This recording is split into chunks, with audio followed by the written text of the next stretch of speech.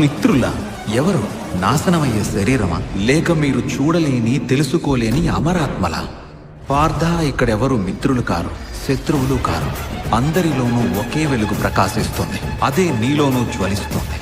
నాశనం లేని ఆత్మ. నీ గాంధీవాన్ని అందుకో అర్జున. ఈ ప్రాపంచిక బంధాలను దాటి చూడు. నీకు నీ మార్గం గోచరిస్తుంది.